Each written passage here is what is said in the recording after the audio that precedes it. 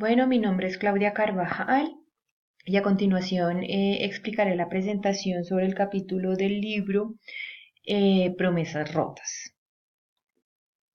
Bueno, este libro nosotros el primer capítulo lo leímos en el primer corte de esta materia y bueno, en este primer capítulo como que se pudo evidenciar cómo el autor manifiesta que no está de acuerdo con muchas de las políticas que tiene el Fondo Monetario Internacional. Entonces, esta presentación hablará un poco de eso. El Banco Mundial y el Fondo Monetario Internacional son dos instituciones mundiales que hacen parte de las Naciones Unidas.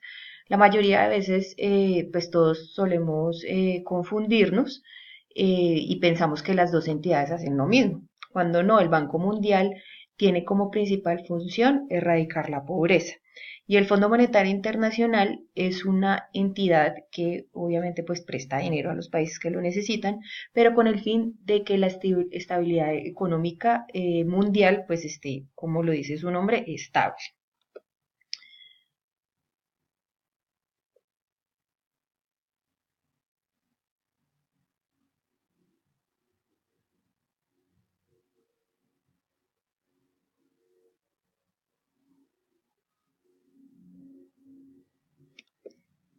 El Fondo Monetario, como estábamos diciendo, tiene como propósito, obviamente, que los países tengan una economía estable, pero en este libro, pues el autor ha citado ejemplos en el que pareciera todo lo contrario, que más bien las sugerencias que dan a los países a los que ellos colaboran, pues la mayoría de veces no salen como deberían esperarse y en vez de ayudar a que la economía crezca, pues ayuda a que la economía caiga y por ende los que sufrimos somos los ciudadanos de cada país.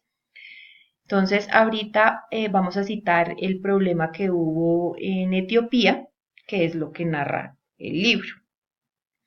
Y ahí nos damos cuenta cómo esta entidad pues genera una gestión errónea. Entonces, Etiopía obviamente pues siempre hemos sabido que es un país muy pobre. Ellos luchaban por reactivar su economía. Tenía en ese momento, en 1997, que fue cuando el autor narraba esta situación, tenía pues mandatarios que mostraban ser honrados y que su único propósito era ayudar al país y que se reactivara la economía. Etiopía decide recibir ayuda de otros países para la implementación de hospitales y de escuelas, lo cual pues obviamente iba a beneficiar a todo el mundo porque la gente podía estudiar y en temas de salud pues iba a ser mucho mejor. Y también solicitó un préstamo a Estados Unidos con el fin de que si en algún momento el Fondo Monetario Internacional le llegaba a pedir parte del dinero que les había prestado, pues ellos tuvieran de dónde sacar. Porque decidieron sacar este préstamo con Estados Unidos porque los intereses eran mucho más bajos a usar el dinero que tenían en las reservas. Obvio, pues estas iniciativas se tomaron para mejorar. Entonces, el Fondo Monetario Internacional se enteró de pues, estas decisiones que tomó el gobierno de Etiopía y pues primero se molestaron mucho porque para ellos ese dinero que le dieron otros países no debía usarse para la construcción de escuelas y hospitales, sino como un tipo de reserva. Y también se molestó porque Etiopía no le pidió autorización al Fondo Monetario Internacional para pedir el préstamo a Estados Unidos. Y pues el autor en su libro dice que pues no hay por qué pedir permiso si Etiopía es un país libre. Posteriormente, el Fondo Monetario Internacional empieza a presionar a Etiopía con el único fin de que ellos tenían que liberar sus mercados, ya que liberando sus mercados, las tasas de interés iban a disminuir y obviamente al país iban a entrar nuevas firmas de bancos que, según el Fondo Monetario Internacional, iban a ayudar a que pues las tasas de interés bajaran. Etiopía decidió hacer caso omiso a esta presión ya que ellos habían evidenciado cómo otros países africanos habían tomado esta sugerencia y eso había terminado obviamente en una quiebra de la mayoría de las entidades bancarias. Y eso ayudaría no a disminuir las tasas de interés, sino por el contrario, aumentarlas. Y Etiopía lo que quería era ayudar a su gente. Entonces, en ese momento Etiopía era un país agricultor, entonces las personas que tenían sus tierras, para ellos iba a ser imposible pedir préstamos para poder trabajar su tierra.